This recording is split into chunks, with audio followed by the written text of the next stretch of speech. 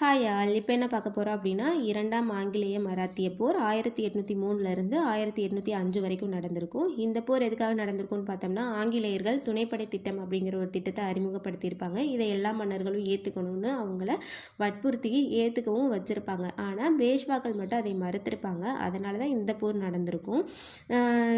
மராட்டியர்கள் இதை மறுத்தப்ப ஆங்கிலேயர்கள் எதுவும் செய்யாமல் விட்டுருப்பாங்க. ஏன்னா அப்போது நானா பட்னாவிஸ்ங்கிற மூத்த அமைச்சர் மராட்டியர்களில் வலிமை வாய்ந்தவராக இருந்திருப்பாங்க. அவங்க 1800 இறந்துடுறாங்க. இறந்ததுக்கு அப்புறமா மராட்டியர்களும் இந்த துணைப்படை திட்டத்தை ஏற்றுக்கணும் அப்படின்னு வற்புறுத்த ஆரம்பிக்கிறாங்க. அப்போது இந்த இரண்டாம் ஆங்கிலேய மராத்திய போர் நடந்தப்ப யார் பேஷ்வாவாக இருந்தாங்கன்னு பார்த்தோம்னா, இரண்டாம் பாஜிராவ். இவங்க முதல் ஆங்கிலேய மராத்திய போரில் வந்த ரகுநாதராவோட பையன் தான் இந்த இரண்டாம் பாஜிராவ். இவங்களை இவங்க ஏற்றுக்க மறுத்த உடனே ஆங்கிலேயர்கள் என்ன பண்ணுறாங்கன்னா, இந்தூரை ஆண்ட ஹோல்கர் அப்படிங்கிறவங்களோட சேர்ந்துக்கிட்டு போய் இரண்டாம் பாஜிராவ் கூட போரிடுறாங்க. இதில் இரண்டாம் பாஜிராவ் தோற்று போயிடுறாங்க.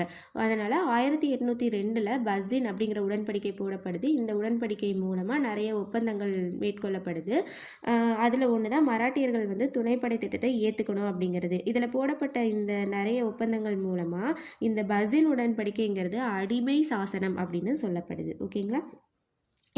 இப்போ இரண்டாம் பாஜிராவ் என்ன பண்ணிட்டாங்க, இந்த துணைப்படை திட்டத்தை ஏற்றுக்கிட்டாங்க. ஆனால் மராட்டியர்களில் தௌலத் ராவ் சிந்தியா அப்படிங்கிறவங்களும் ரகோஜி போன்ஸ்லே அப்படிங்கிறவங்களும் சேர மறுக்கிறாங்க. இதனால் ஆங்கிலேயர்கள் அவங்க மேலேயும் போர் தொடுத்து அவங்கள தோற்கடிச்சிடுறாங்க. தோற்கடிச்சதுக்கப்புறமா 1803 இந்த தௌலத் ராவ் சிந்தியா இருக்காங்களா, அவங்க கூட சுர்ஜு அர்ஜுகான் அப்படிங்கிற ஒப்பந்தத்தையும் போன்ஸ்லே கூட தியோகான் அப்படிங்கிற ஒப்பந்தத்தையும் போட்டுக்கிறாங்க. ஓகேங்களா? இதுக்கப்புறமா இதே மாதிரி அவங்க எல்லா மராத்தியர்களையுமே தோற்கடிச்சு என்ன பண்ணுறாங்க, இந்த திட்டத்தின் கீழ் கொண்டு வர்றாங்க.